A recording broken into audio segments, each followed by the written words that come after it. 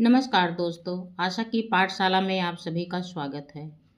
आइए बच्चों, आज मैं आप सबको पर्यावरण कक्षा 4 कार्य पुस्तिका में पाठ 5 खेत से बाजार तक कार्य पुस्तिका को कैसे भरना है, आइए शुरू करके देखते हैं। पहला प्रश्न है, नीचे दी गई फसलों का वर्गीकरण तालिका में कीजिए।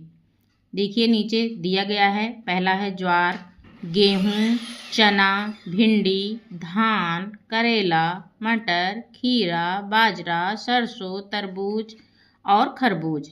इसमें दिया गया है कि पहला आपको बताना है रबी की फसल कौन कौन सी होती है, इसमें से छांटना है, दूसरा खरीफ की और तीसरा जायद की। तो इसी में से आपको बताना है बच्चों। तो रबी की फसल में आएगा गेहूं, चना, मटर, सरसों, और खरीफ की फसल में आएगा भिंडी, बाजरा, ज्वार, धान। जायद की फसल में आएगा करेला, खीरा, तरबूज। आइए अगले प्रश्न पर चलते हैं।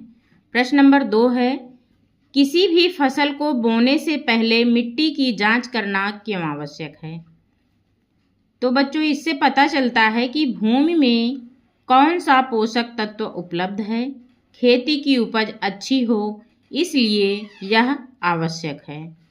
अगला प्रश्न नंबर 3 है, जमीन को उपजाऊ बनाने के लिए कौन कौन से कारक आवश्यक हैं?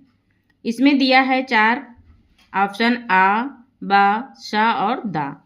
इसमें है आ में सिर्फ गर्मी, बा में दिया है गर्मी, पानी, हवा, खनिज लवण एवं सूक्ष्म जीव, सा में दिया है सिर्फ पानी और दा है हवा और पानी।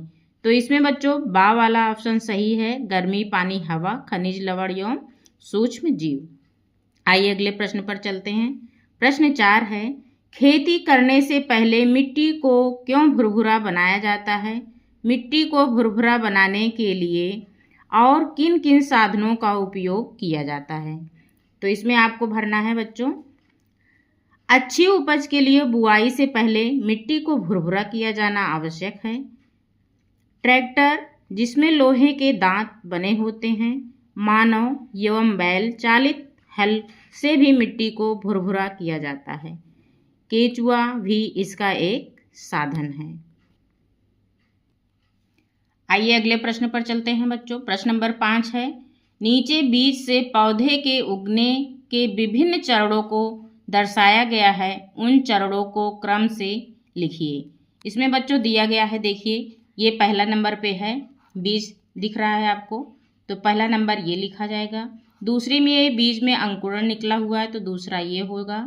तीसरा ये पहला वाला होगा, फिर चौथे पे ये आएगा और 5वें पे ये लास्ट वाला आएगा। तो आप इसको भर लेंगे इस तरह से। अगला प्रश्न है, बीजों को बोते समय मिट्टी में क्यों ढका रहना चाहिए? अब इसमें आप लोग भरेंगे बच्चों, बीजों को बोते समय मिट्टी में इसलिए ढका जाता है जिससे बीज का समय पर अंकुरण और विकास हो। आइए अगले प्रश्न पर चलते हैं। अगला प्रश्न है, सिंचाई किसे कहते हैं? सिंचाई क्यों जरूरी है?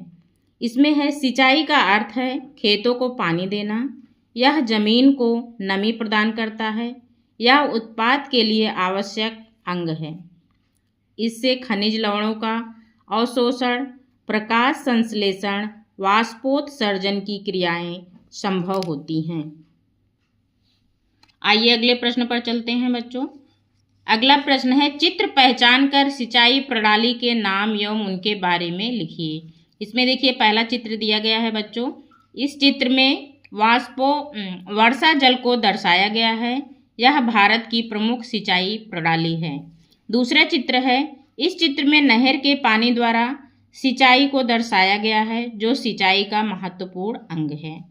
अगला है बच्चों, ये देखिए यह प्रणाली ट्यूबवेल सिंचाई प्रणाली कही जाती है, जो मोटर लगाकर की जाती है। अगले प्रश्न पर चलते हैं। अगला प्रश्न है, फलों की खेती के लिए मटका सिंचाई प्रणाली की आवश्यकता क्यों होती है? इसमें आप लोग भरेंगे बच्चों, जहां पानी कम पाया जाता है वहां यह सिंचाई उपयुक्त मानी जाती है। मटका सिंचाई से पानी सीधे जड़ों तक पहुंचता है और खेतों में नमी बनी रहती है। अगला प्रश्न है, जल प्रवाह सिंचाई प्रणाली और ड्रिप सिंचाई प्रणाली में अंतर लिखिए। इसमें पहला है जल प्रवाह सिंचाई प्रणाली, दूसरा है ड्रिप सिंचाई प्रणाली। तो पहला हम देखेंगे जल प्रवाह सिंचाई प्रणाली।